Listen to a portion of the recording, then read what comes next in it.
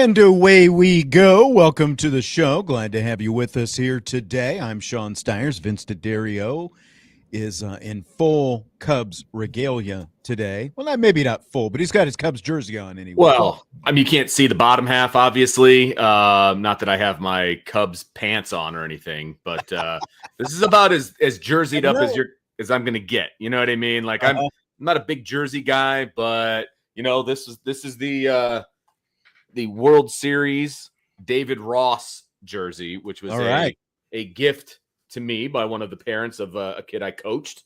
He randomly asked me who my favorite player was. At the time, it was David Ross. And because he's, old like I was, and he's a catcher like I was. So like it all fit. And he got me a David Ross jersey. So nice. It was very pretty cool. Nice. Yeah, it's the best gift I've ever gotten. Do you remember when I interviewed David Ross on this show after the World Series? You don't remember that? How can I forget that? Oh, yeah. I was going to say, I would hope you remembered. It was like post World Series, and he was, so he was riding that high. He was, and he was doing like one of these. He was doing Dancing with the Stars. That's right. That's how we got it, because they were promoting the show, and like back at that time, like it was probably the peak of Dancing with the Stars, because this has been 9 years ago, 9 years ago, whatever. At this point. So my wife and I actually used to watch that show back then. It's been a while since we've watched it, but so I was like the only one in the building who could talk both baseball and Dancing with the Stars with David Ross. So I did the full interview. It was a lot of fun. Good guy. He's a good guy. It stinks the way kind of things went down with him as the manager. Yeah. But it doesn't matter. Like he's always going to be known as Grandpa Rossi on that 2016 team. Like his legacy could not have been tarnished. Like there's just absolutely no way. I'd like to see him get back into TV again, because he was doing TV before he was a manager, and I thought he was really good. Yes, so I agree. I hope that we see him again, because it's been a couple years now at this point since he was the Cubs manager, and he obviously hasn't been hired. He's not. I don't think he's working in baseball at all right now. Is he? I don't think so. Not to my knowledge. Even a bench coach or anything like that. It's tough, because he was given kind of an impossible, situation as a manager. I mean, he basically got the Rich Renteria deal, right? That's exactly right. Yeah. So like you can't really blame him necessarily. Like he made some questionable decisions. I think we can all agree on that. Yeah, but I mean, you're a first-time manager. Those things are going to happen. But you're also managing a high-profile team that wasn't that far removed from a championship at that point. Managing some of the same guys who you played with. Some of those young guys were still there. Yeah, just kind of a weird situation, So yeah, for sure. I looked it up. He is not currently coaching, I don't believe, anywhere. Okay. So yeah, get back into TV, Grandpa Rossi. Yes, agreed. Good. Agreed. He's been MIA since 2023. Wow, that's a long time. Nope. Maybe he's just enjoying being out of the spotlight. And he probably got a pretty good somewhere in the South, I would imagine, from the Cubs. He's not hurting for money. For sure.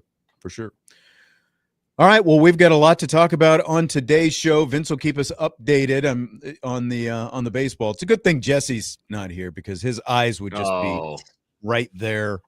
All the, I mean, I've got the game. I know yours will here, be there, but you can. But I'm not. Yes. Like I can multitask without much of an issue. Right. Exactly. Plus, the game's almost over. Feels like that was around the start of baseball season. You guys were both, there was like once or twice where you guys were deep into it, and yes. I think I hurt his feelings when I referenced him as someone we know who had a habit of doing that kind of stuff while we were on the air. Wow. I mean, yes. No one's worse than that. Come on. But I mean, look, there's 2 outs in the top of the 8th, so things are moving along pretty quickly. All right.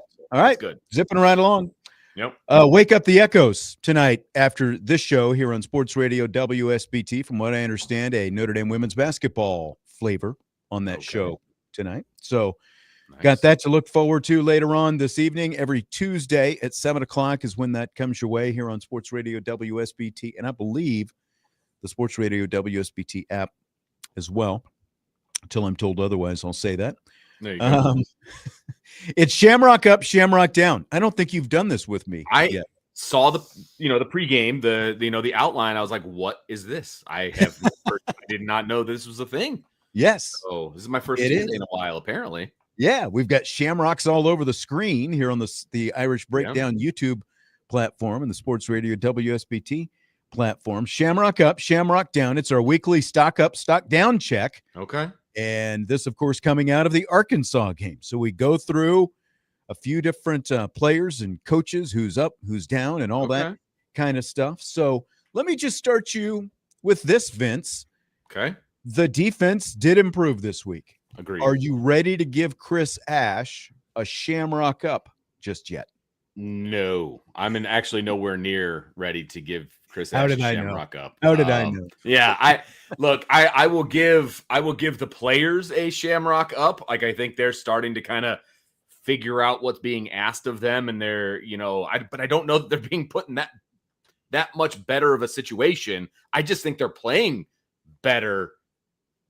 And therefore, the defense is playing better, and therefore, they're not playing against teams that are great. So, no, I'm not. It's going to take a lot more for me to give a Shamrock Up to Chris Ash. For the record, I'm with you. I'm not ready to either. I had a feeling what your response would be, but there's a reason I ask it open-ended and try not to lead you with it too much anyway. But yeah, the more I look back, kind of going back and watching some of that game, and they did play a lot better in man-to-man specifically, and they played more man-to-man specifically. I've just got to think that uncomfortable meeting that Marcus Freeman had the day after the Purdue game had a lot to do with Marcus Freeman getting his fingerprints more involved in what's going on with the defense, because he knows what these guys have done before. That was all pre-Chris Ash, and it does make you wonder. Because I know there was a point where Chris Ash was asked, have you ever talked to Al Golden? Do you know Al Golden? And he didn't. And I mean, that's not uncommon that they wouldn't communicate like that. I mean, Al Golden was here, but he took another job. Yep. But at the same time, it's like, how much film did you actually watch? Doesn't feel like much, does it? No, it doesn't. Yeah. That's the hard part of this whole scenario for me. Like, it was right there for you on a silver platter. You didn't. You were the only, he was the only piece that was new. Like, you still had the same analysts. You still had the same support staff. You still had the same assistant coaches. Like, would any of them have blamed him for being like, okay, guys, what did we do last year? What were we successful at? How did, those kinds of questions, I think, just were begged to be asked. And I just don't feel like they were. And if they were asked, they weren't asked correctly, or maybe he was just asking to be polite. And didn't write anything down or listen, because if it ain't broke, don't fix it. You know what I mean? Like, there was nothing broke about the defense and the way those guys were playing. Facilitate in the YouTube chat is asking, how is it not Shamrock Up for the D and Ash? Again, I think you can say for the defense, but I think we can, as we're talking about right now, we can have a debate on how much credit goes to Chris Ash. And let's be honest, I think that maybe you can give him a point or two as a stock up. Minimal, I think, because I think this is more about, we kind of talked about this yesterday, until we can comfortably say any kind of corner has actually been turned, we have to see this a few weeks in a row. Absolutely. Now again, you have to give them credit, because Arkansas, one of the best offensive teams in the country, they put up a lot of points and over 500 yards of offense against Ole Miss. And as of today, Ole Miss is the 4th ranked team in the country because they beat a pathetic LSU offensive team. But still, Ole Miss is the 4th ranked team in the country. And Arkansas scored a lot of points and put up a lot of yards on them, a lot more than they did against Notre Dame's defense. So you do have to give them credit on the one hand.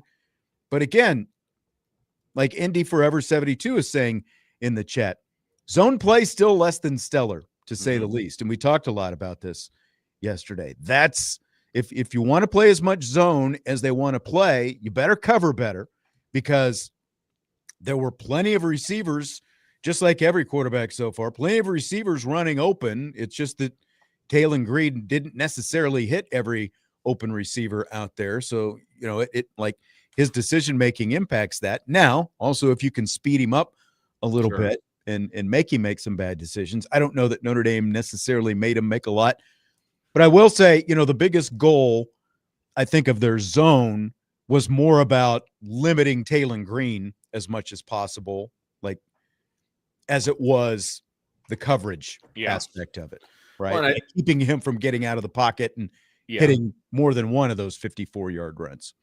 And I also think that there were some personnel that certainly helped the situation. Devontae Smith coming back healthy was a big upgrade at nickel.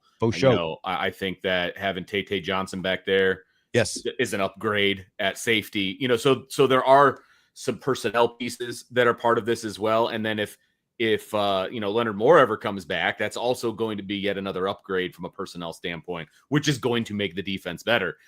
When and if that happens, more like when than if, I'm still not going to give Ash credit for that. Like that's a shamrock to the players. Let's just be honest. We're all going to be very hesitant to give Chris Ash any credit for anything until he strings a few of these together. And it still feels like he had to be strong-armed into doing what he did. Because look at the results of the first 2.5 games. That's what we've got to go on. Those first 2 games are still on him. Like, yes, a lot of guys made mistakes and a lot of things happened, and I get all of that. Those are still on him, like, in my opinion. If you needed to boil it down to one guy, I'm boiling it down to Chris Ash. He didn't even have to be perfect. He had to be average, and they're 2-0 in those first 2 games, and he wasn't.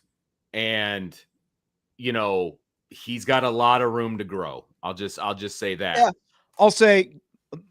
I'll reach a compromise with Facilitate because he's pushing back about our hesitancy to give him a stock up. I'll say it's not stock down. How about that? At the very least, it's stock neutral. Stock neutral. And maybe you can give him a little bit of a bump, but I'm just really hesitant to give him a lot of credit because, again, like that, we didn't see real change until Marcus Freeman started talking about like his frustration after the Purdue game. And remember, and again, like this goes back to some of the stuff we were talking about. I was thinking about this driving in today. We were talking about Mike Elko's press conference pushing back against reporters and Brian Kelly pushing back against reporters. Like the first thing, Notre Dame just won its first game when they beat Purdue. And pretty much the first thing people wanted to talk about was how porous the defense still was. And again, like Marcus Freeman in the interview that he did with NBC, it was obvious in the comments that he made.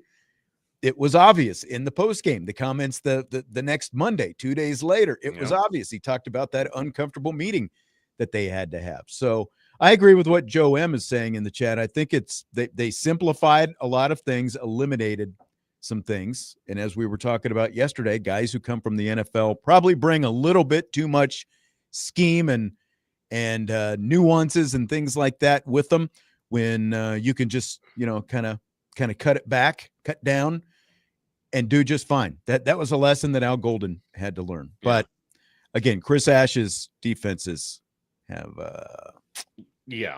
left a lot more to be desired than even Al Golden's. And I agree. I agree that they did have to simplify things and that, there is a transition from the NFL back to college and all of those things. I think that's all accurate. It was the speed at which they kind of figured that out that I was not happy with. Right. You know what I mean? That's the biggest issue for me. How do we evaluate Mike Denbrock? Like the offense is riding high. The bar seems to be set a little bit higher every week. Are we in a perpetual Shamrock Up on Mike Denbrock until he shows us otherwise? Because it feels like Chris Ash, again, like best case for him, he's in a holding pattern with his stock. Oh yeah. Where, if it's not going down, whereas Mike Denbrock, it just feels like it's continually pointing up. I think it is. I think that honestly, I'm not sure Mike Denbrock is getting enough credit for the way this offense is churning up. Like I know. I do look, a lot of it goes to the quarterback. Of course it does, right? But this is still, he's only played in 4 games. He's still a redshirt freshman. He had to be coached up. So, Denbrock, Gaduli, like those guys need some credit here for getting him to where he is. And then on top of that, I think the game plans, plural, by Mike Denbrock have been progressively better every week as well. Like we all had issues with the RPOs and the screens and things like that against, Miami and what that looked like. And they were trying to kind of, slowly bring along CJ Carr. I think they probably put the shackles on him a little longer than they needed to. But it was still enough to win that game. You know what I mean? Like, it was enough offense to win the game. Like I said, if there was a competency on the other side of the football. But his game plan against Arkansas, guy. I mean, yes, Arkansas is not a good defensive football team. No doubt about it. But he schemed guys wide open. I mean, wide open. Yeah. It was a great game plan. Everywhere. Yes. Did you see Bobby Petrino, by the way, fired I don't know if it was the whole defensive staff.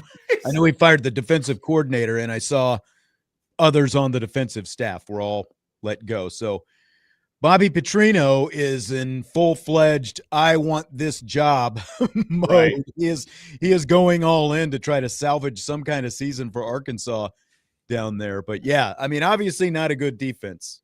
Correct. But no doubt about it. Still sliced and diced them, are you going to tell me that they're any worse than Purdue's defense, for example? I mean, scheme is what got a lot of those guys open. Yes, it still had to be executed. And we talked about it yesterday, right? We have seen on numerous occasions from the ninth floor of the press box where guys have been running wide open and the quarterback hasn't gotten them the football. So those are all pieces of the puzzle, but Mike Denbrock's putting together a heck of a piece of the puzzle. Yeah, and I just, like, when you start 0-2, a lot of people are mad about capital E everything. And even Mike Denbrock felt, we had people, jumping in here. Oh, what's up with Mike Denbrock? Everything. It's like he's got the number 8 scoring offense in the nation right now. And again, he's doing it with a quarterback who has started all of 4 games. Right. And an offense that scored a combined, 105 points over the last 2 games. Like if you take out the kickoff return against Purdue. So, I mean, you're still at 49 there. So, but that's the first time that's happened in back-to-back games since Joe Montana was here, before you were born. Correct. 1977, I believe, is what we were told. That's right. That's right. So Joe M. does bring up a point that other people have expressed as well. I want to know why it took Denbrock fall camp in the first 3 quarters versus Miami to realize what he had in CJ. Oh, he knew. He absolutely knew what he had in CJ, but there were also, the well documented at this point, an inordinate amount of turnovers that were taking place during fall camp. And that was why, let's look at Miami's front and how they performed against Notre Dame's offensive line. When they were watching them on film, they knew that Notre Dame's line was going to have some issues, especially in game 1 against those guys. And right now, Bain has been one of the best defensive ends in the entire nation. Like, he's that was projected as a top 5 pick now. Right. Yeah. So the game plan was about, let's not have CJ Carr stand back there for 3.5 to 4.5 seconds, and see what happens and see if the pocket crumbles around him and what kind of mistakes happen that way when you've got a guy who had some turnovers, in fall camp. It was about, let's see if we can get it out quick, get it out the line of scrimmage, let the wide receivers make some plays, because again, you're in a road environment. It's his first career start, all those things. We've obviously seen a natural progression. I think you have to, like, if that game takes place in game number 3, like, it was a fairly close game. Maybe it swings in Notre Dame's favor when it all comes out. If CJ Carr has a couple of games under his belt, and you don't have those same concerns going into game 1. I think, the pause, the hesitation with, naming CJ Carr the starter and, all of those different things that we painstakingly had to go through during fall camp, the pause was not with Mike Denbrock. I can 1,000% assure people of that. It was not with Mike Denbrock. So he knew exactly what he had in CJ. Now, here's the thing. He also has a guy he has to answer to, right? And when it comes to an offensive game plan, he still has to get it approved by the head coach. You know what I mean? Like, there's, hey, Mike, going into this game, I want to make sure that we're protecting CJ and that we're not turning the ball over. And, so I need you to call the game in that manner. You know what I mean? Like, so there is that, right? Mike Denbrock knows what he had in CJ Carr, and he's known what he's had in CJ Carr for a long time. Absolutely. And, and like Indy Forever 72 says, what makes you think it wasn't Freeman putting the cuffs on Carr? It was a collective cuffs on, because again, they weren't just going to try to turn CJ Carr loose in that first game. Look at the performance of Miami's defensive line against Notre Dame's offensive line. We all know the kind of problems that they had that night. And if you had asked CJ Carr, again, to have to stand in the pocket and throw the ball downfield consistently, I think that would have been a nightmare, and it would have looked potentially a lot worse than what it ended up.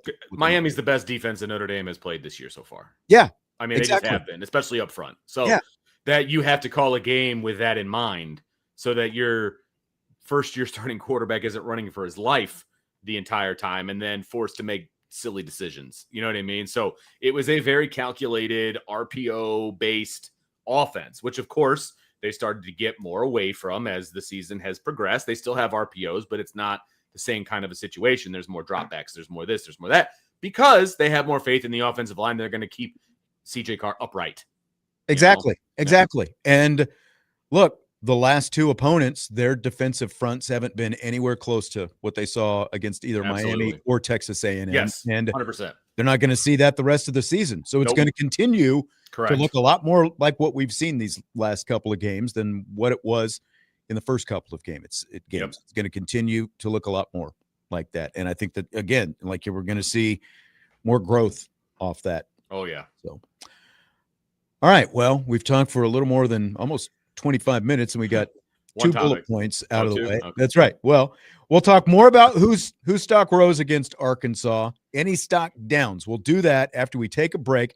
Budweiser's Weekday Sports Beat with IrishBreakdown.com.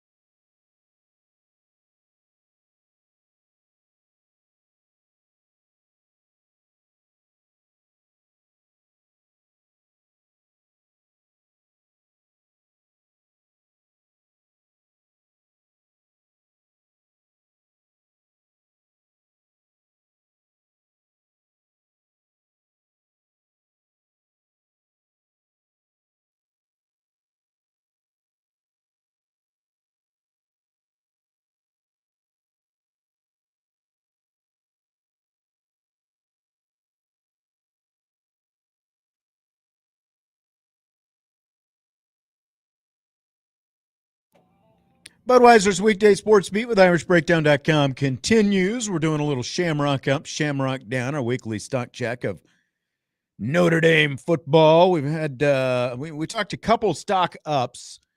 Who else you want to kind of hit, Vince, whose stock you think rose? I'll give me one. This one. I don't think we can deny Notre Dame's offensive line. I think it was the best game they've played all season, especially when you combine run blocking and pass blocking. Perfect, no, but like it looked really good. And I think that it's closer to the offensive line we'll probably get used to seeing for the bulk of the rest of this season. Well, and when you are the offensive line in front of 300 plus yards passing and 100 yards plus rushing, like one sack. Yeah. I mean, you do have to give credit where it's due, right? Now, it's not perfect. It's not the dominant offensive line that we were hoping for, but they're trending in the right direction. I mean, they're doing what they need to do. They're doing what they need to do to keep their quarterback upright. They're doing what they need to do to get the most electrifying player in college football, the football, and he's being productive with it. And then the second most electrifying player, obviously I'm being a little bit sarcastic here, but the best 1-2 punch in the backfield, those guys are getting theirs as well. Uh-huh. So when that's happening, you've got to give credit to the offensive line. Yeah. I mean, you do. So I was going to go there as well. Perfection is, I realize there's a high standard, especially because it's Notre Dame's offensive line. Did the Cubs just win? Yeah, baby. 3-1. 3-1. You got my full attention now. All right. Took game one from the Padres in their wild card series. So that's right. Vince can that was a quick game. 2.5 hours. Banged it out. No, it was very quick. It was very low scoring as well. So, I mean, you had 2 solo home runs by Chicago and then a sac fly, which is how they scored their 3 runs. So things went very quickly in this game. A little bit of a pitcher's duel. So, but anyway, did you have anyone else or anything else whose Shamrock went up farther than the offensive line for last week? I mean, Devontae Smith gets a Shamrock up for me because we haven't really seen him. I have a pretty long list of Shamrock up this week, the longest that we've had. Because I mean, look, it was very dominant, most lopsided win they've had so far. Yeah, I was trying to go off the beaten path a little bit with Devontae Smith, just because, again, I talk about the personnel changes on defense and how it affected them in a positive manner. He's one of the primary reasons, right? He's a very, very good nickel. He's probably, and this is saying something, one of the best nickels that they've had brought in through the transfer portal in a long time. And like I said, that's saying something because they've had really good nickel play over the past couple of years. So I think Devontae Smith, coming from Alabama, he's played in big games. He's very physical. I think he's a really good player. Having him in the lineup now as a regular, because look, they didn't have an answer when he wasn't playing. Let's be honest. They did not have an answer, right? Carson Hobbs wasn't the answer. They had Golden down there who's kind of learning the position. First game. They did not have an answer, right?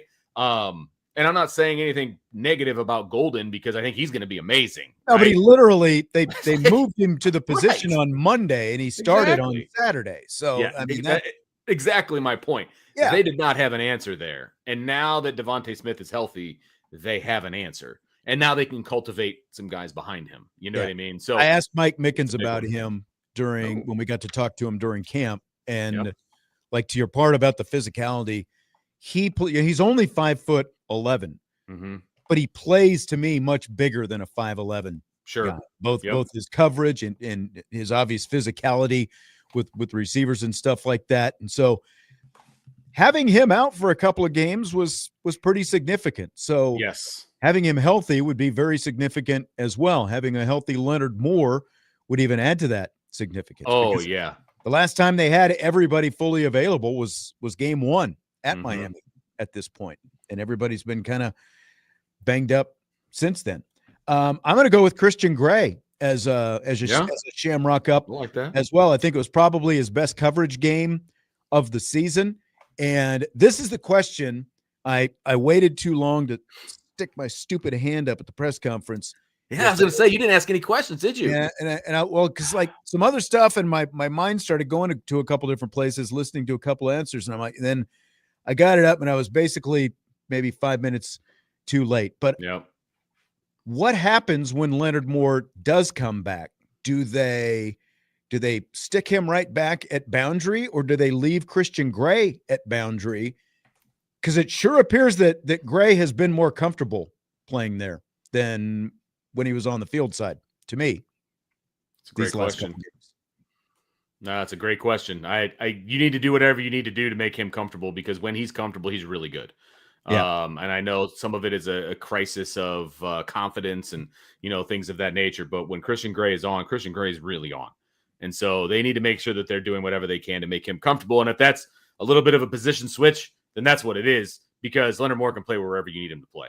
So Figure it out, because that'll just make your defense that much better. Right. Andy Forever 72 says Jaden Greathouse. Couldn't agree more. Had a couple. They did.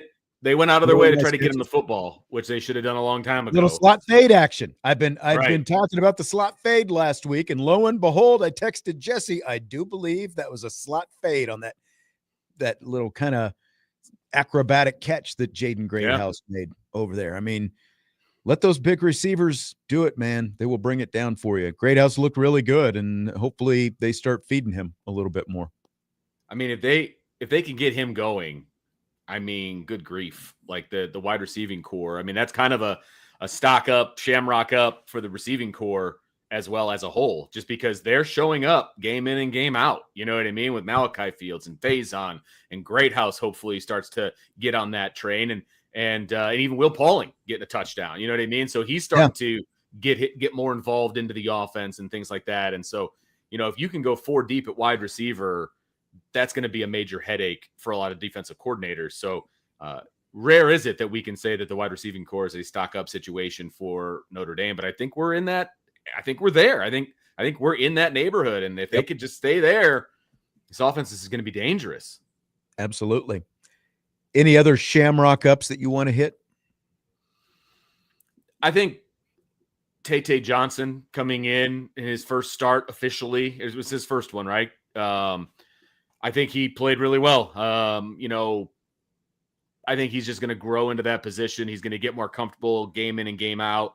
He's so long. He's so athletic. We saw him just pick off everything known to man, in fall camp. And I think that you're going to start seeing that as the weeks go on here, because they're going to start picking on him because he's the new guy, right? And I think he's going to make some teams pay. He's very physical, made some nice physical tackles in this game. I think he's going to be really, really good. I'm glad that he's starting. Again, another personnel move that we talk about that influences this defense in a positive way. So I think he's a big one. Second start. I couldn't remember for sure if he started. I couldn't remember either. Started against Purdue. Remember, because Schuler was out in the first half, but obviously that's right. They have made a change. Stroman still played a little bit better in the opportunities that he had, but Tay Johnson definitely with his Schuler back there has solidified that back end of the secondary. It looks a lot better, a lot more athletic. They're able to cover a lot more ground and do some different things. I've got Gabe Rubio on my stock up list. It's always hard. We've talked about this before. I think we touched on it yesterday, combining pass rush stuff and run defense stuff. Like it's still the pass rush that this defensive line has to improve on, but Rubio's physicality, I think, just shows up in the run specifically. He is violent, in his own words, in the middle. Because look, like, you don't expect a lot of numbers. I think that's where we got spoiled with Howard Cross. He did so much, but his body type was different. He did so much in terms of being able to get into the backfield and sacks and those kind of things. But like traditionally, the guys at those positions, that is much more about disruptiveness, just general disruptiveness, and also commanding extra blocks. And I think Gabe Rubio's physicality really showed through. I like what we saw from him against the Razorbacks. They need to. The defensive line needs to step up as a whole, to get that pass rush going. And again, they've done well against the run, but they need to be more well-rounded. They need to start putting some quarterbacks on their backsides for sure on a regular basis. You know what I mean? That's what they got to figure out, because Right. again, if you're going to play that zone as much as you are, and they've shown they're still going to play it, you've got to figure out a way to get more pressure with 4 guys, and they just haven't done it so far. Yep. Like to see a little bit more creativity with some of their zone blitz concepts. Yeah. That as well. Any kind of blitz concepts, but zone blitz specifically, since they do it so much now. I'm going stock up. Last week, I did an under the radar stock up, and I gave it to Marty Biaggi because, last week, Purdue, Jadarian Price with the kickoff return. The game before that, Logan Thomas had the punt block that Tay Johnson took back for a touchdown. And now against Arkansas, this is 3 consecutive weeks, we've seen difference-making, like significant special teams plays. This is 3 weeks in a row, and I think it's only going to continue now from where we are at this point in the season. We're going to really see, like, we're going to be talking, I think, about Marty Biaggi and the special teams a lot more, just based on, we've talked about this, like, you get to this point, you've got a few games under your belt, you can watch film a little bit, you can see tendencies, what kind of looks they're going to get. Yep. I think we're going to see some more of these fakes, and we're also going to start to see more blocks as they see how different teams set up their protections that they can take advantage of and that kind of stuff. I think those kind of things are going to start happening. So I'm in the we're above the radar now, but I'll say definite stock up for Marty Biaggi now. Yeah, I mean, he does a great job of putting things on film, making other special teams coordinators really have to think about what Notre Dame is going to do, and that's a benefit. People always say, it's a third of the game, it's this, it's that. It's not quite a third of the game, but it's still an important aspect of the game. And when you can have an edge in that third, that's amazing. That's a big piece of winning tight games, winning close games, winning games in the playoff. We saw that a bunch last year, right? I mean, special teams were a pretty important piece of the playoff run that Notre Dame had, right? So I think this is just kind of moving forward with Marty Biaggi being kind of that mastermind when it comes to setting up special teams and things of that nature. There's still attributes of the special teams I'm not super enthusiastic about, but when it comes to fakes and when it comes to preparation for the other team and what they're going to do, he's off the charts. Like he's on top of it. He's all over it. He's so good. Yep, absolutely. Joe in the YouTube chat says the fake punt pissed off a lot of national peeps because it was 40-13. Apparently, I haven't seen any real pushback from it. But again, we talked about this in rapid fire yesterday. It's the first possession of the second half. Right. You're only up by 29. Like, you can say, well, that's more than 4 touchdowns. Well, as we've talked about, Notre Dame in its history has coughed up a 30-point lead, a 30-plus point lead a couple of different times. Teams do that. Alabama blew a 28-point lead against Georgia last year. Like, it's early in the second half, like, it's coach your own team. Yeah. Is what it comes down to me. Like, I have no problem with them because, again, it's not like this is the fourth quarter. It's like midway through the fourth and you're just showing off at this point. It's the beginning of the second half. There's still a lot of time left in the game. Well, and on top of that, this is an SEC school. You're on the road in their house. Yeah. Right? Like, this isn't a 1AA team, that is there to pick up a paycheck. You know what I mean? That you don't really want to embarrass. Yeah. And I'm not saying that they were trying to embarrass Arkansas. I'm not saying that. But what I am saying is coach your team to stop them. Like, I don't have an issue with that, especially where it was in the game and the way that they explained what they were thinking and why they were doing it. Like, stop them. It's the third quarter, early in the third quarter. Stop them. You're supposed to be this SEC team, which, by the way, a lot of people were saying Arkansas was going to beat Notre Dame. Okay. I don't care what the score was. Like, the NFL doesn't worry about people's feelings, and big boy college football shouldn't worry about people's feelings either. And that's what this was. This was the SEC. It means more, Sean. So I guess the Arkansas people, it meant more to them that they were butthurt about that. I agree with Tommy. Aggressiveness is a 4-quarter mentality, and I think Marcus Freeman now is in that pushing the right buttons mode, sending the message to your team. Okay, let's not get complacent. We're going to go out of here and do something. And even though that drive ultimately didn't result in any points, that's the shame of the whole thing. but I still think you gave your team a little bit extra juice, a little bit extra energy by doing that. And I believe at the time Notre Dame was 1-2. They can use all the juice and the energy that they can get.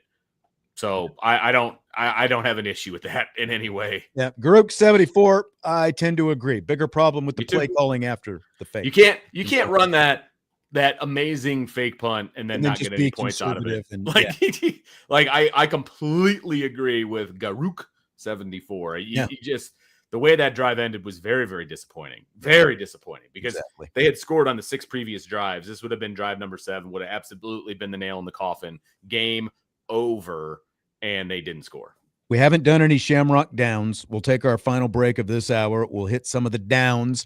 By the way, coming up the second hour, the 10-2 discussion / debate / argument that Vince was trying to get into all yesterday. We will do that when we start off rapid fire in the 6 o'clock hour as well, if Notre Dame goes 10-2 this year. We'll do Shamrock Down coming up next.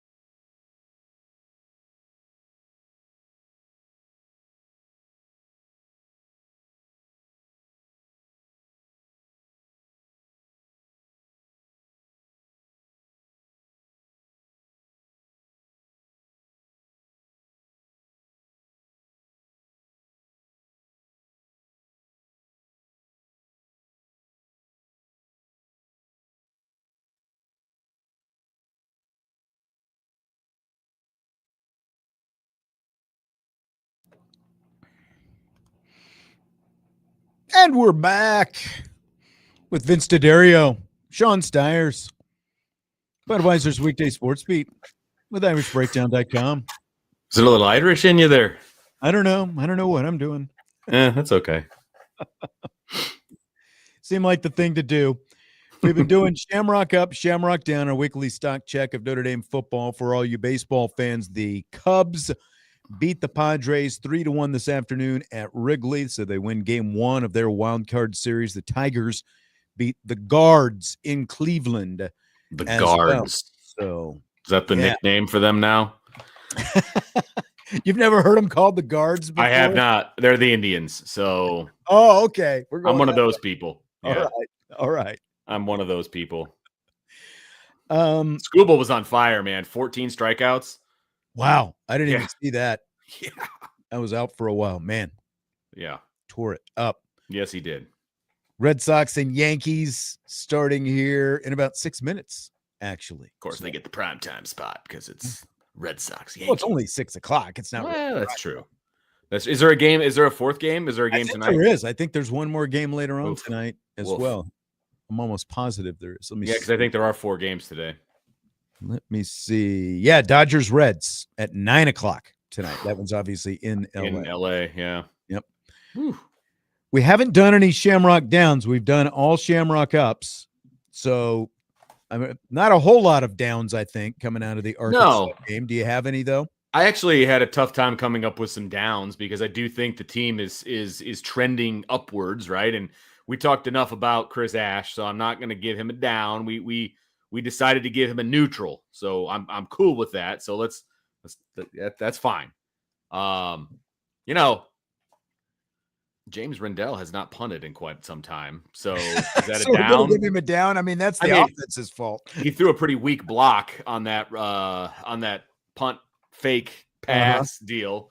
He did not. I mean, he's Aussie, so he's probably never been asked to block before. He did not want to have any part of that crackback block that he was asked to throw. But no, that's more joking than anything else. Like there's not a whole lot of stock down. I mean, I was going to give a stock up to Eric Schmidt for putting the ball in the end zone literally every time he kicks the ball, which is great. Kind of figured out how to not kick it out of bounds, which is a bonus. It was nice, and the Burnett kid kicked all of his extra points. They were all great. So whatever there. There's just not, I can't think of anything to go down on really, because the offense is flying high. Defense is getting better. Any kind of issues I have defensively, I would stock down coaches. So interesting. Okay. Yeah. This is more not necessarily specific to the Arkansas game, but for where we are through 4 games right now, I've got to go Drake Bowen and Jason Onye as a couple of individual down guys. There's a comment here in the YouTube chat from a little bit ago. Marcus Tenman says Bowen is still lost, and he does look lost. I just don't put that on him, though. I put that on the coaching staff because we've seen him play really, really well last year. Yeah. Flying to the football, doing all the things that he's supposed to do. And was that Chris Ash's defense or Notre Dame's defense he did that in?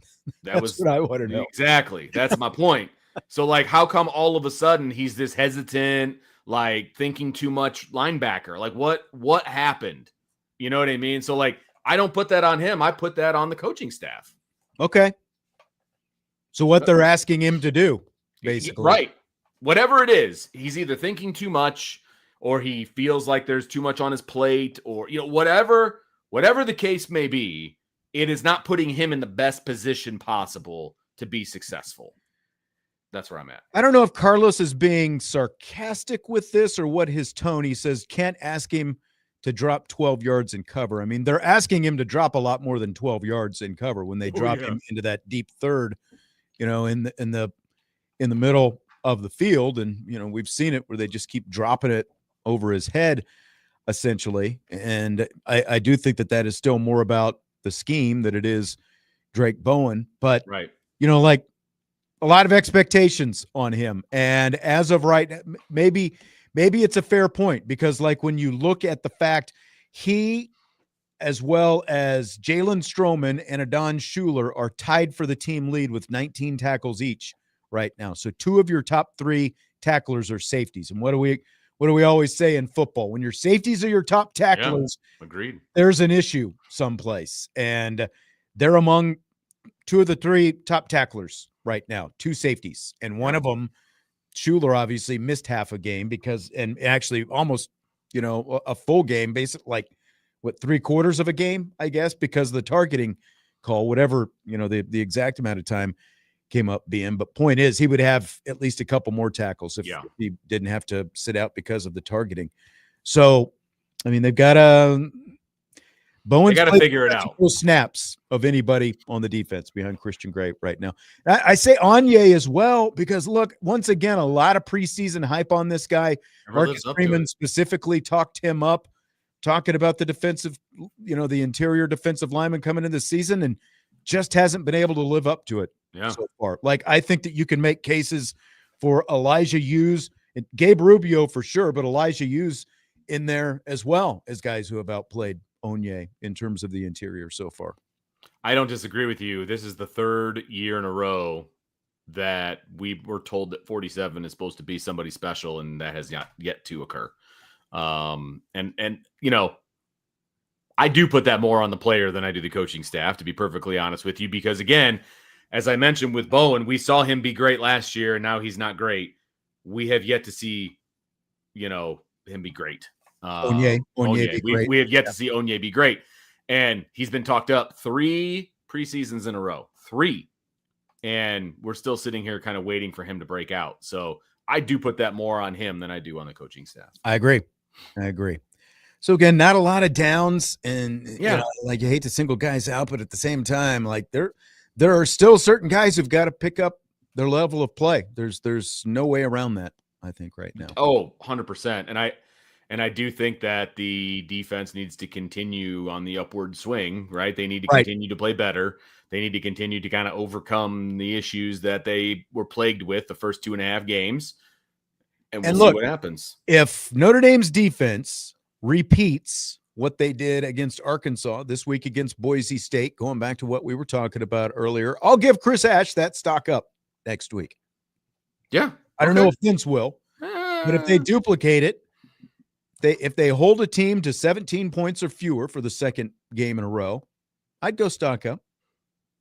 Assuming we don't see, massive explosive plays. Sure.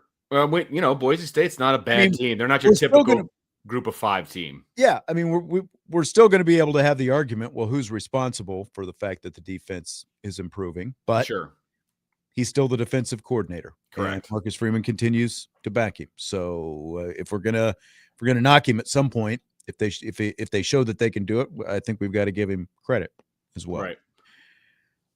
All right, break for the top of the hour. Rapid fire coming up. Hour number 2. We're going to have that if Notre Dame is 10-2 ... conversation. Oh boy. Coming up next. Budweiser's Weekday Sports Beat with IrishBreakdown.com.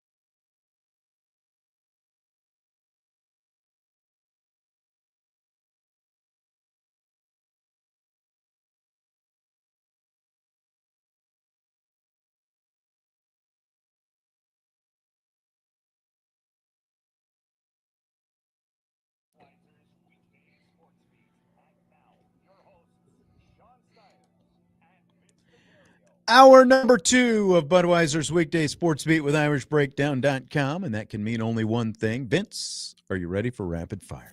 Let's go. A little Tuesday version for me. I mean, everything's new this week for me. That's true. Didn't even know Shamrock Up, Shamrock Down was a thing. And now you've lived it once. You made it through. I enjoyed it. I'm gonna start thinking that my whole life now is gonna be: is that a Shamrock Up or a Shamrock Down? Shamrock Up is my Shamrock Down. That's all I'm gonna say. Up or down? How are we going to do this whole thing? David Webb, by the way, firing one off. He just can't resist giving Jesse the Shamrock Down. He says, can't make your dad miss a Notre Dame game.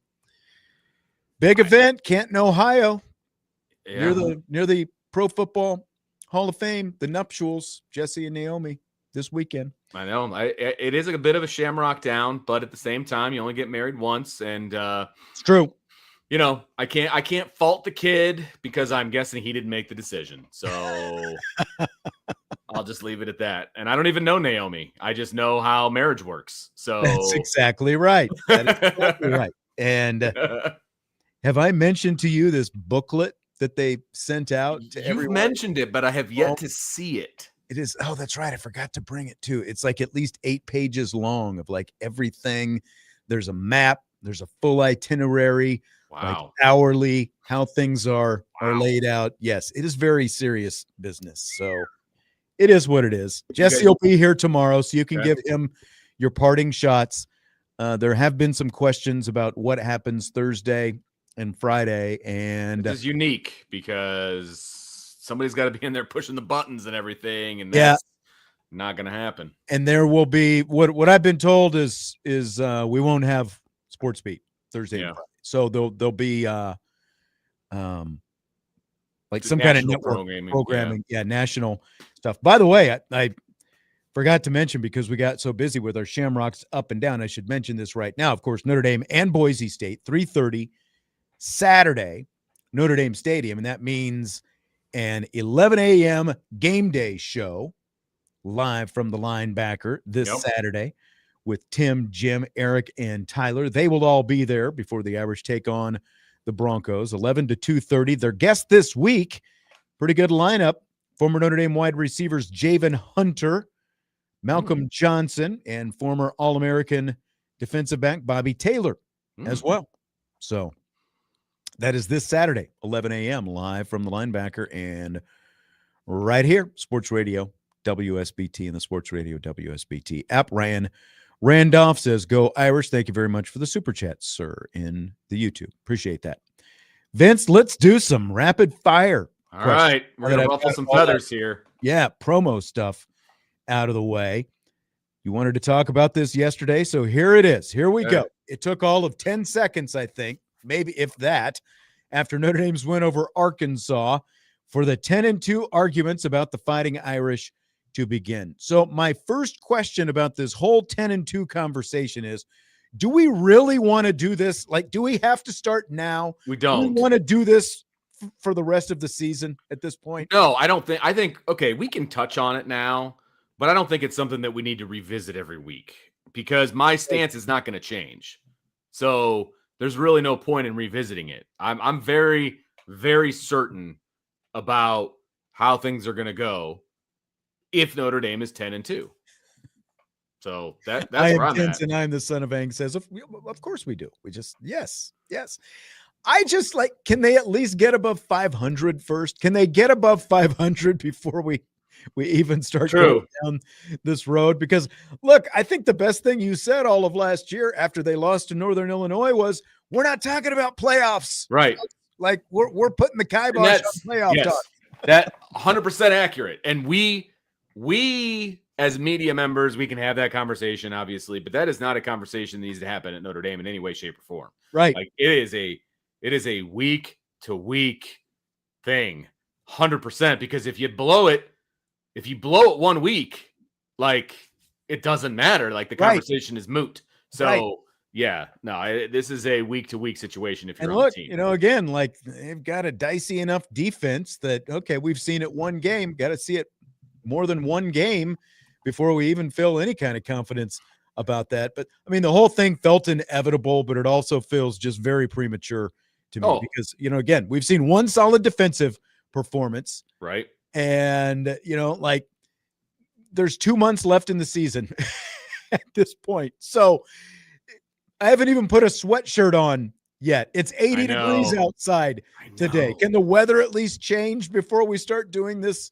whole thing? Look, the weather's supposed to be like a high of like 70 right now, and it's like 84, which is messed up in a lot of ways. But yes, I agree with you completely. It's you want me to boil it down for you, Sean? Like, it's real simple for me. Okay. Like, let me ask you this. I think this is where you're going. Okay. Scale of 1 to 10. Your confidence that 10-2 Notre Dame gets into the college football playoff. 10. It's a 10. I don't think that you can't tell me if Notre Dame goes 10-2, they're not one of the 12 best teams in the country. That's where I'm at. And when you add in all of the pieces of it's Notre Dame, the eyeballs, the money, you add all of those things in because those are reality. Like, those things do exist. They're not going to keep out a 10-2 Notre Dame team. It's just not going to happen, especially if those two losses are to A&M and Miami, who are also in the playoff. If they end up in the playoff, that's going to be part of it. That's absolutely part of it. Do those two teams hold up? Like, I feel better about Miami than I do Texas A&M, just because, one, I feel like Miami is a little bit better team, especially when you build them in the trenches, and then two, when you add in the fact they're playing in the ACC instead of the SEC, I feel a lot better about projecting them forward because Texas A&M is going to have at least a little bit tougher schedule going forward. They've got they've got Florida, they've got LSU, they've got Missouri, they've got South Carolina, they've got Texas. That's a tougher schedule than what Miami's going to play the rest of the year. So, I think Notre Dame gets in. I think they're probably on the road, which is fine. I mean, you just have to be in, right? You got to be. There are some projections that actually have them hosting a playoff game. I mean, is that possible? I think that's a little bit more far-fetched, right? Like, that's I'm not ready to go there yet. There's a lot more football to be played before I'm ready to start saying that they're going to host a game. I would love for them to host a game. The atmosphere last year for the first round was unbelievable at Notre Dame Stadium, right? I mean, it was awesome. Would love to revisit that. I'm saying they get in. And that's you are 10 out of 10 that they're getting 10. In. Yes.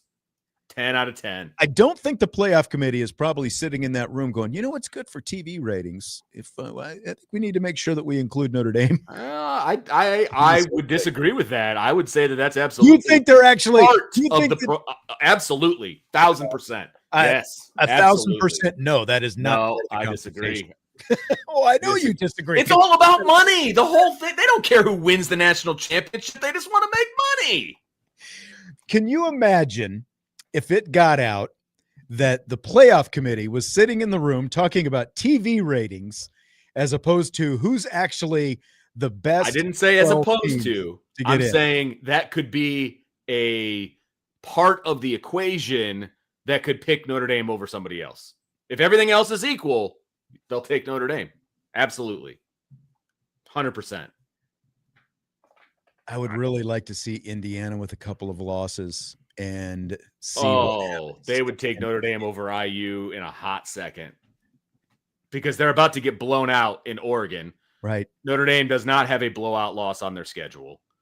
That alone will put them behind Notre Dame. I'm 9 out of 10. I'm going to allow. You're right there, buddy. Yeah, but once again, Vince, you're dealing in the absolutes. Notre Dame is ranked 21st right now. So, now granted, there are a lot of teams ranked in front of Notre Dame that already have one loss. Notre Dame is the only 2-loss team in the top 25 right now. There are people who feel some kind of way about that, but to them, here's what I would say about that, because there is a very strong case, and this, will be brought up in the room if this happens. One, how this Notre Dame offense potentially keeps performing over the course of the season. They're the 8th, they're the number 8 scoring offense in the country right now. But Notre Dame has played the toughest schedule of anyone in the nation so far. And it's quite frankly not even close. And it's not even hyperbole, So people are going to talk all year about, well, Notre Dame lost to the only two good teams that they played. But for one of those two teams we just talked about, or both of those teams rather, Miami and Texas A&M, are still undefeated, and they're both in the top 10. And there are plenty of people who do think that Miami should be the number one team in the nation right now. And the Fighting Irish are not only the only team in the country to play two teams currently ranked in the top 10, they're also the only team in the nation to play two teams that have even been in the top 10 at any point this season. They're also the only team in the nation that's currently in the top 25 that has played an all-Power 4 schedule. Everyone else has played some combination of an FCS team and or group of 6 teams. And a good deal of them, have played even, like they have a bunch of wins, but, they've played at least 3 of these FCS or group of 6 teams. Alabama is the only team close to Notre Dame right now in terms of who they've played. 3 of Alabama's 4 opponents so far have been Power 4, and Florida State and Georgia are 2 of them, and they're obviously currently ranked. But everybody else, like Penn State and Indiana each played a bunch of tomato cans to open up the season. Worked out for IU so far. How'd it work out for Penn State? Not so well. Texas hasn't played anyone since opening up with that game against Ohio State. They've played a bunch of tomato cans. So, people can knock what's left on Notre Dame's schedule all they want, but as of right now, no one has played even close to the schedule that Notre Dame has played, and the 2 losses, as we all know, are by a combined total of 4 points. And one of those points was obviously the mishandling of an extra point snap. So not as good as, like Navy is the only group of 6 team that Notre Dame has got on the schedule this year. So like that's going to work out in Notre Dame's favor. All these Power 4 teams that, that they'll end up playing over the course of this season. And Navy's 4-0 right now. They should be undefeated when they come to South Bend. So there's a lot that works in Notre Dame's favor in this whole thing, but you still have to factor in who are the other 10-2 teams, who did they beat, who did they lose to, all those things. And again, that's obviously going to be the biggest thing that works against Notre Dame is as we look at this schedule, they're probably not going to have any wins against ranked teams. No, I agree with that completely. Their schedule's not going to help them. The only thing that's going to help them is if Miami and Texas A&M are good at the end of the season. And and Notre Dame's going to need to get some help. There's no doubt about it. Do you think I forgot about Boise State being thanks for the assist there, I am Tenzin. But they just went to the playoff last year. Right. So, they played 2 group of 6 teams. They play Navy and they play Boise State. Right. And they're literally playing the best group of correct. 16 in the last 25 years, like year in and year out. But you know what they're not doing? They're not playing an FCS You're playing the team. Gonzaga. You're playing the Gonzaga of college football. Yeah, right. You're not playing an FCS team, those kinds of things, which I still give Notre Dame props for, even though they crapped the bed by playing Tennessee State that year. But whatever. I bet though. Just the kind of like my thinking about Boise State, it's almost like they're not a group of 6 because they have been so successful, obviously. Yeah,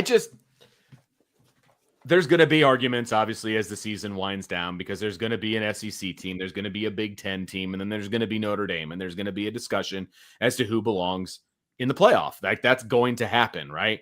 I just think that there's no dominant teams in college football right now. So there's going to be a lot of teams that are going to be saddled with some L's here when the season's all said and done. And so that's going to bring the pack back to Notre Dame a little bit. And I think that's also going to help Notre Dame. And there is going to be some recency bias as well, because if Notre Dame continues to put up these kinds of offensive numbers that they've been putting up so far this season, and we know that they're not going to be playing a bunch of great teams, there's going to be a lot of highlights out there of Notre Dame scoring points. And there's going to be a lot of people that are going to be like, this team is going to be a real tough out in the playoff. I mean, if you end up averaging 45 plus points a game, which there's every realistic possibility that's what they're going to end up doing, like that's going to stand out. But the question will end up being, will they one, obviously they can't slip up the rest of the way because and like that's built into this question because we're talking about a 10-2 Notre Dame. But like the way things are shaping up right now, it's kind of like Mike Denbrock's last year at LSU, where they had a great offense, obviously, but they had a horrible defense. And that's also part of how Notre Dame's going to be evaluated. Yes, it's going to help them if they're just scoring touchdown after touchdown with a first-time starting quarterback, and they're scoring all these points. At the very least, people will say, well, they'll be entertaining. Right. They'll be entertaining. Yep. How's that defense actually going to stack up? So yeah. I just think that this team is going to be a great team to watch. It's going to be fun to watch.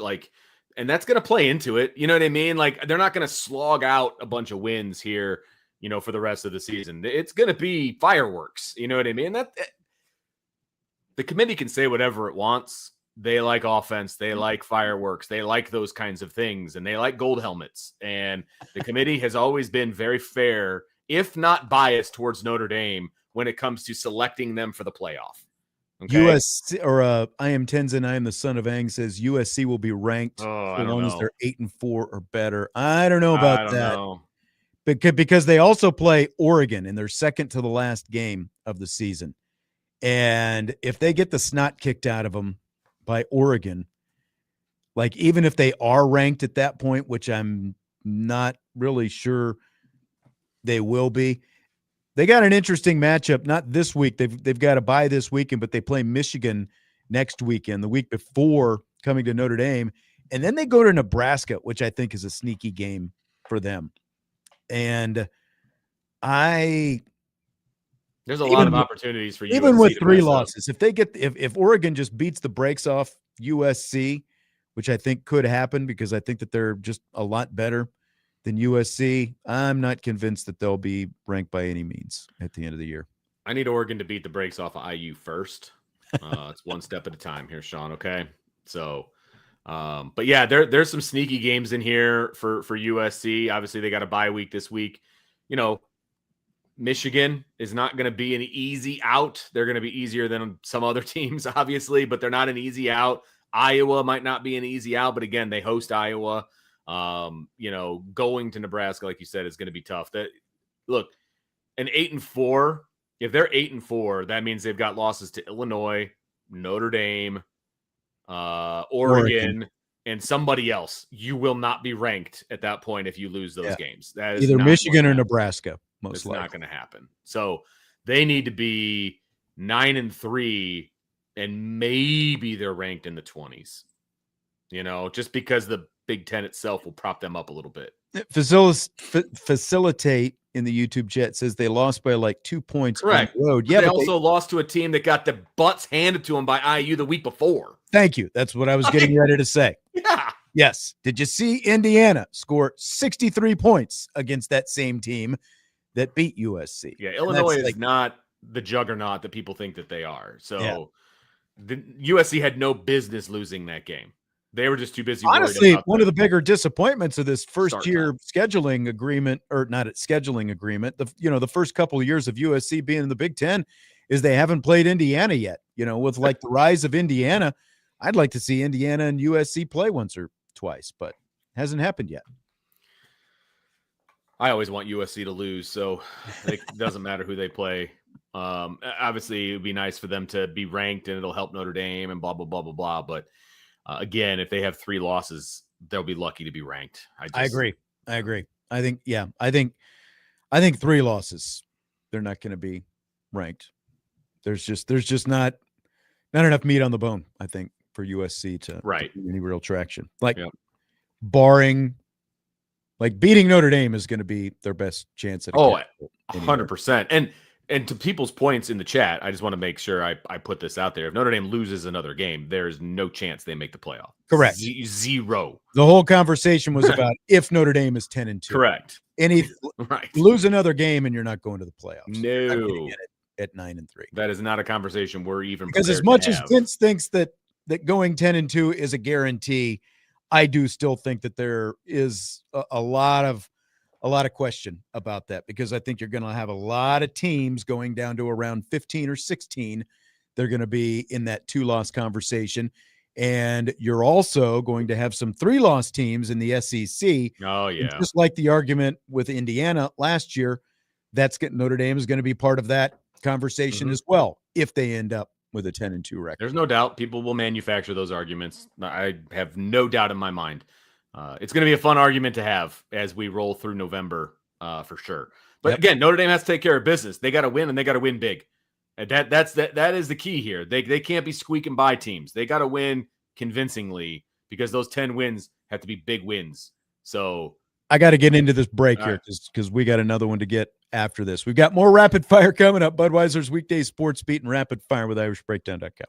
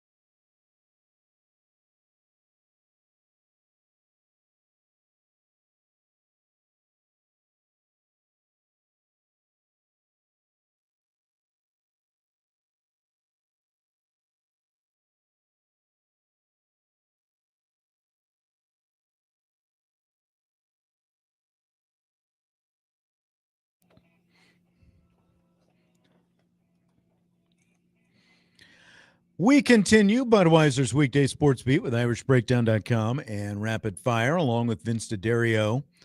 I'm Sean Stiers. So, Vince, fill in the blank. It's blank that according to ESPN's on-screen graphic during last night's Cincinnati Bengals game, Al Golden's Bengals have the lowest blitz rate of any team in the NFL in the last 3 years. It was surprising because I was watching the game and I saw that graphic come up and I was like, that's awfully interesting. And actually, I called Brian and we had a conversation last night and I was like, did you know that? Because he doesn't watch the NFL. And I was like, hey, did you know that this was kind of the case? And does this surprise you at all? He's like, well, the NFL is different. And, there's not as much blitzing going on in the NFL because of the way the offenses run and blah, blah, blah. And he had all kinds of stuff to say. I guess I understand that, but it feels like his philosophy. I guess I've only known him as a defensive coordinator at Notre Dame, but his philosophy was to put pressure on the quarterback. And his defense was just getting worked last night by the Broncos. Yep. And putting a little pressure on old Nixie boy back there might have done him some good, but they couldn't stop the run. They couldn't stop the pass. Like, it was rough all around. So I don't know. Blitzing would have helped, but it was surprising because it is different than his MO as a college defensive coordinator. I mean, I don't know if I agree with all of Brian's theories about what, why they, like those specific ones that you outlined there. I mean, there's still plenty of blitzing going on in the NFL. It's just that Al Golden, for whatever reason, is not blitzing right now, which is just insane based on what we saw from him in his time here at Notre Dame. I mean, he was like Mr. Blitz Happy Mad Scientist, blitzing all the time.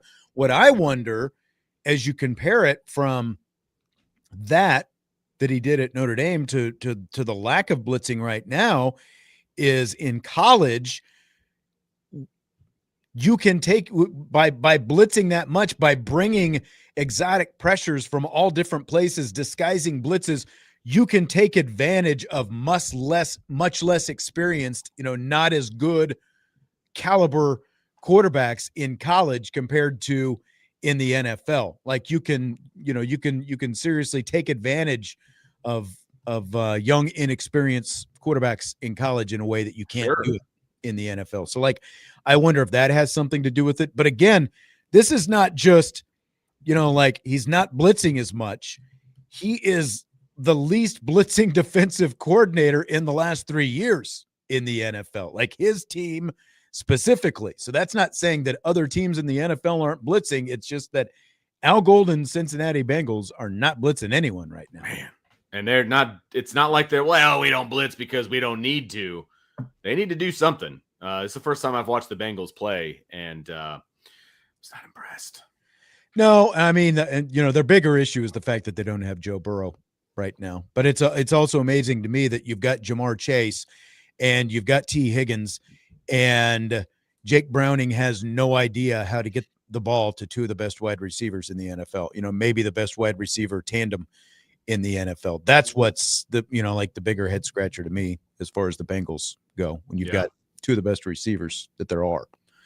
I want to get this one in before it becomes like 8 months old. I've been holding on to this, and you have obviously were gone last week, and we're glad that you're back. And so I've been holding on to it for a little bit, waiting for you to be here, so we could talk about it. So remember back at the beginning of the NFL season, they did the first ever NFL broadcast during opening week when the Chiefs and Chargers played down in Brazil. So Bill Simmons and one of his co-hosts, Van Lathan, talked about that on the Bill Simmons podcast. And here is a YouTube idea that Lathan has for these NFL YouTube broadcast streams. I think they should have us, since the games are going to go to YouTube, we know that this is going to happen eventually.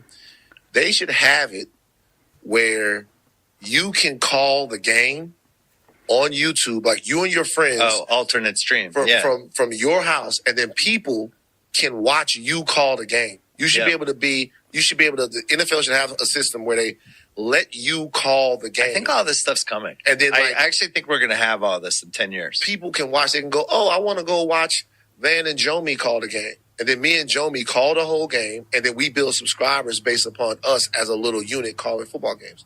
I actually think that could happen. So he's saying dudes anywhere. Just, you can call your own game on the YouTube stream. What do you think, Vince? I mean, I've been saying for years that you and I need to call a bowl game or something. Give us a break. Give us our shot. I guess we got to create our own shot is what's going to happen. And apparently this is going to be a way to do it. So I'm all for it. Like I said, I was saving this just to tee it up for you. I knew you would love this idea. Listen, Stiers and D'Addario need to be calling like the Pop-Tarts Bowl or, something like, the Cornucopia Bowl. Or this is not the Duke's Mayo Bowl. Like, leave me out of the Mayo thing. I mean, it'd probably be me down on the sideline interviewing and getting the mayo dumped on me too. But I can go for a nice cherry Pop-Tart, though. That's all. I'm telling you, when you sit down and you watch these offshoot bowl games that really nobody cares about, right? You're looking at some cheap options right here, man. Yeah. You just fly us down there, feed us, and we'll be there. We'll be there. I know.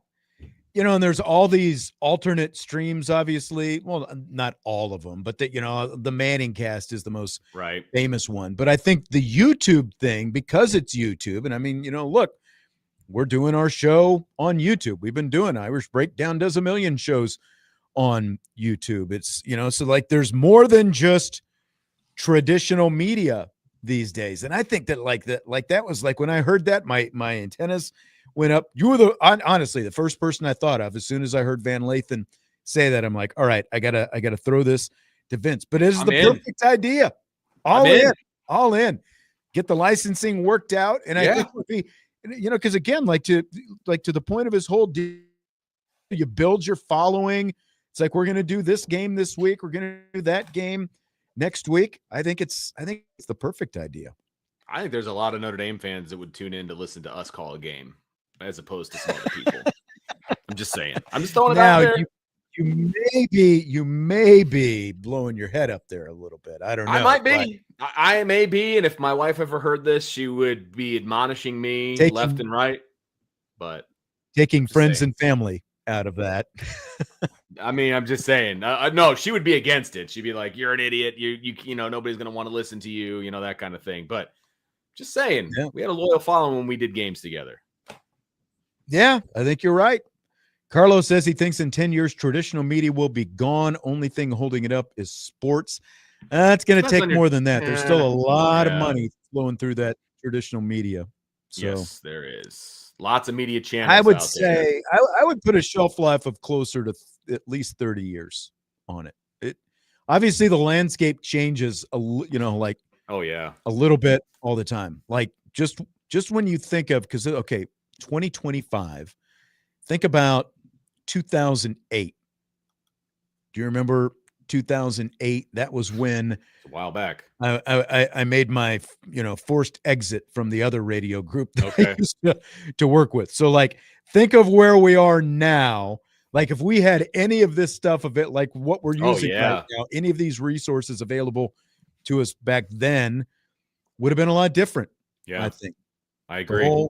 Like 2008, I think were there even iPhones? Like, were we even like they had them?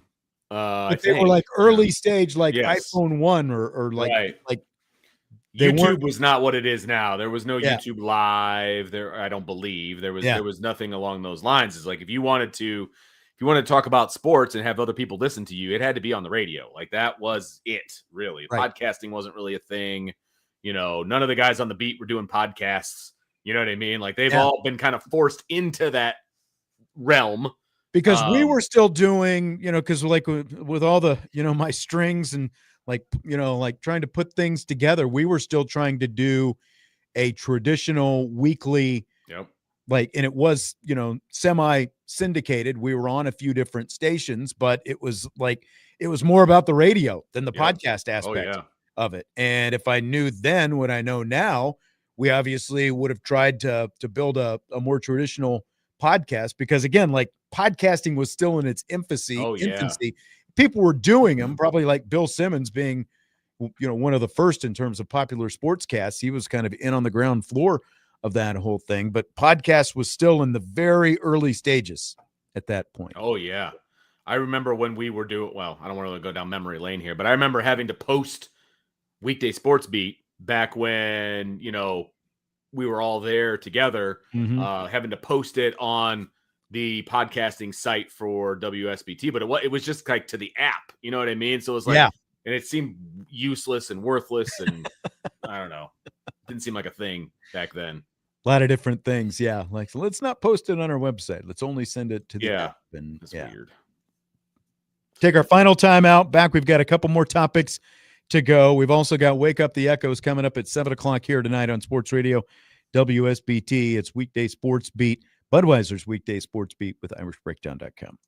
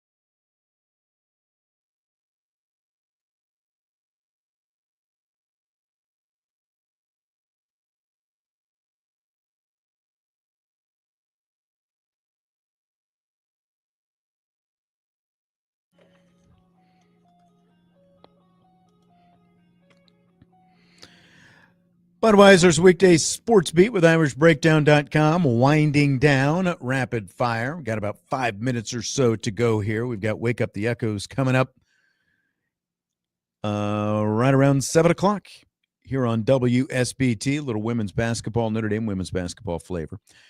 Chicago Cubs flavor today. They won their first round wild card game. And fill in the blank on this question. Vince, Cubs infielder Michael Busch came up to bat with first base open and a runner at third base in the 8th inning over the weekend when the Cubs were winding down the regular season against their biggest rival, the Cardinals. They needed Michael Busch needed just a single to hit for the cycle. It's blank that Cardinals manager Carlos Marmol intentionally walked Busch. Absolute Bush League is what that was for walking Bush. Like, you have a chance to hit for the cycle, and all he needed was a single to hit for the cycle. The Cardinals were out of it. They were about to get swept. Like, the game was not in doubt. Why are you walking him? Like, it's not even a competitive advantage to walk him in that moment. Like, I don't understand it. How about you allow your guy to pitch to him and maybe force him not to get a single as opposed to walking him and putting him on first base? So an opposing manager is supposed to make his decisions based on Vince D'Addario and every Chicago Cubs not saying that entertainment value. Here's the thing. Why'd you put him on first base? Because you didn't want him to get the cycle. That's Bush League. Well, there's a runner at third. You don't want him to knock in the run. There was a runner the score at the time? I think it was 8-3. Was it 8-3 or 8-2? In the 8th inning, dude, you're lost. It's over. Like, play baseball. So just keep giving up as many runs as possible as long as Michael Busch has a chance to hit for the cycle. How about you pitch to the guy and try to get him out as opposed to just putting him on first base? It's a Bush League move, man. Or you can put him on first base because he's been swinging a hot bat and you take your chances with the guy after him instead, which is I will guarantee you if this was any other game and they had a chance to whatever, right? And it wasn't he knew darn well that he was trying to hit for the cycle there. He put him on first base just to be a jerk. For FCC rules, that's where I'm going to stick with. I'm going to stick with jerk. Wouldn't you kind of, like stick it in there if there were certain guys you were going up against back when you were coaching, though? I mean, probably. I can't even deny that. I cannot deny that. I've got one in mind that I know if you had a chance, you would. Oh, well, you're probably right about that. Yeah, for sure. But like, to me, this falls into the category of like bunting when there's a no-hitter going on, that kind of stuff. That's where it falls for me. Yeah. That's perfect world. You pitch to the guy because was it the last game of the regular season, second to the last game of the regular season? Don't last. 5 runs in the 8th. It's just like, come on, man. What are you? The last game? Like, literally, Marmol, you're going to be packing up your crap and you're going home. Right? Like, you're done. It's over. Your season is over. Maybe you shouldn't have given up the triple, the double, and the home run earlier. You wouldn't have to worry about the cycle. Gosh, I was watching the game when that happened. I'm like, you got to be kidding me. What a Bush League move. Setting a tone, Vince. Yeah, for next year when the Cubs beat up on the Cardinals again. Ace 454 ND talking about the Bengals. He said they've been mediocre since forever. Well, except for that year when they went to the Super Bowl. Yeah, I was going to say they did go to the Super Bowl and they have a lot of offensive firepower. They just need a defense to follow. That's what's crazy is like they're like the Bengals are in the years that they're not in the Super Bowl. They're basically one of the worst teams. I know the NFL. It seems like, but there's like every 15 years or so, Super Bowl team. But they just can't keep Joe Burrow healthy, and I mean they got all kinds of issues. Did you know Joe Burrow has already won Comeback Player of the Year twice, and he'll probably win it again next year after he comes back from this? Is he out for the year? Yeah, like I think December is the earliest he could come back. And they've got the Browning guy as their back. Oh, exactly. Like, how about you spend some money on a backup because clearly that needs to be a thing. In Cincinnati. Yep. All right, well, that's going to do it for tonight. Vince, enjoyed it. I will talk to you next week, sir. You, sir, have a great weekend being father of the groom. Soak it up. Give Jesse a big hug for me. Enjoy Ohio. I'm sure it's going to be a great time. We'll be back tomorrow. Budweiser's Weekday Sports Beat with IrishBreakdown.com.